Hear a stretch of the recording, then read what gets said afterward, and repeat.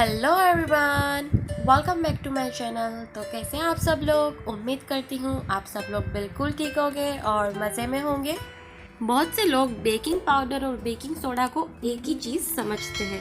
हम कभी किसी रेसिपी में बेकिंग पाउडर यूज़ करते हैं तो कभी किसी रेसिपी में बेकिंग सोडा यूज़ करते हैं, और दोनों के काम करने के तरीके में भी फ़र्क होता है। कभी नाम की वजह से भी लोगों को इसमें कन्फ्यूजन हो जाता है। तो चलिए आज मैं आपको अच्छी तरह से एक्सप्लेन करती हूँ। बेकिंग सोडा को हम खाने का सोडा भी कहते हैं। दोनों दिखने में बिल्कुल एक जैसे लगते हैं, लेकिन दोनों के टेक्सचर में फ़र्क होता है। बेकिंग पाउडर को आप छुएंगे तो वो आपको मैदे या फिर कॉर्नफ्लोर जैसा फील होगा, और जब बेकिंग सोडा को आप छुएंगे तो बेकिंग सोडा आपको नमक जैसा फील होगा। गलती से भी किसी रेसिपी में बेकिंग पाउडर की जगह पे बेकिंग सोडा नहीं डालना। दोनों अलग अलग तरीके से काम करते हैं और दोनों काम करने के लिए अलग अलग चीज़ें यूज़ करते हैं। सबसे पहले बात करते हैं बेकिंग सोडा की। बेकिंग सोडा को हम सोडियम बाइकार्बोनेट कहते हैं। इससे रिएक्ट होने के लिए नमी या किसी खट्टी चीज़ की ज़रूरत होती है। अगर किसी रेसिपी में खट्टी चीज़ नहीं है तो बेकिंग सोडा डालना उसमें वेस्ट है, वो वर्क नहीं करेगा। जैसे कि हम किसी रेसिपी में बेकिंग सोडा डालते हैं तो वो नमी और खट्टी चीज़ से रिएक्ट करना शुरू करता है, कार्बन डाइऑक्साइड प्रोड्यूस करता है, और हमारी रेसिपी में एयर बबल्स बनते हैं और रेसिपी लाइट और फ्लफी बनती है। फॉर एग्जाम्पल, बहुत से केक में आपने देखा होगा विनेगर और बेकिंग सोडा मिक्स करके लास्ट में हम बेटर में डालते हैं, जिससे बेटर लाइट और फ्लफी हो जाता है और स्पॉन्जी केक बनता है। ठीक वैसे ही उत्पम और इडली, सूजी को हम दही में भिगा के रखते हैं। बेटर बनने के बाद लास्ट में हम बेकिंग सोडा डालते हैं तो बेकिंग सोडा दही से रिएक्ट करना शुरू करता है और इडली अच्छे से फूलती है। बेकिंग सोडा का बेकिंग टाइम कम होता है, इसलिए हम लास्ट में डालते हैं। ये लॉन्ग लास्टिंग नहीं होता है। अगर हम किसी भी चीज़ में बेकिंग सोडा डालकर इसे छोड़ देते हैं तो फिर वो बाद में काम नहीं करेगा।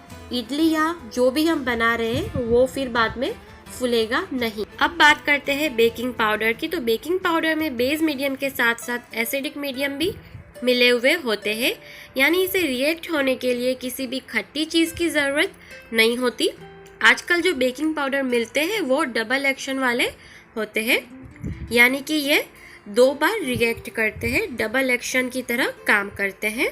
पहली बार तब रिएक्ट करता है जब ये मॉइस्चर के कांटेक्ट में आता है, और कोई भी चीज़ बनाने के लिए हम दूध और पानी तो डालते ही है। पहली बार तब रिएक्ट करता है, और दूसरी बार जब हीट के कांटेक्ट में आएगा तब, और हीट के कांटेक्ट में आकर बैटर और भी फूलता है।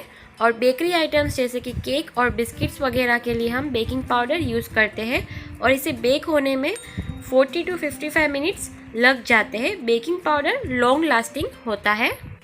केक की कुछ रेसिपीज़ में जिनमें हम अंडा नहीं यूज़ करते हैं उसमें हम बेकिंग पाउडर और बेकिंग सोडा दोनों ही थोड़ा थोड़ा यूज़ कर लेते हैं। और हाँ, दोनों की क्वांटिटी आपको सही से मेजरमेंट करके लेनी चाहिए, क्योंकि अगर आपने ज़रा सा भी बेकिंग सोडा या बेकिंग पाउडर ज़्यादा ले लिया ना तो एयर बबल्स बन जाएंगे और वो बाहर निकलेंगे और आपका केक पिचक जाएगा और टेस्ट में भी ख़राब हो जाएगा।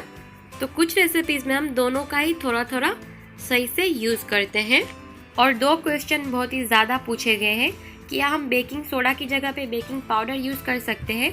तो आप बेकिंग सोडा की जगह पे बेकिंग पाउडर यूज़ कर सकते हैं, लेकिन थोड़ी ज़्यादा क्वांटिटी में।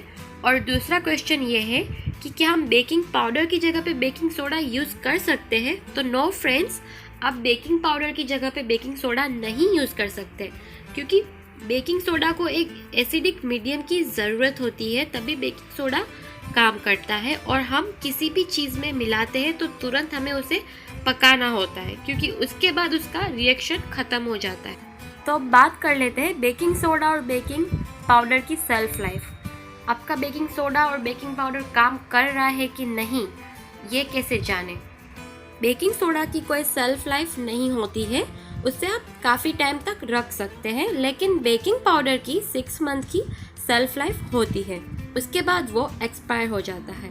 और अगर आपको ये टेस्ट करना है कि आपके घर में रखा बेकिंग पाउडर या बेकिंग सोडा काम कर रहा है कि नहीं, तो उसके तरीके मैं बताती हूँ आपको।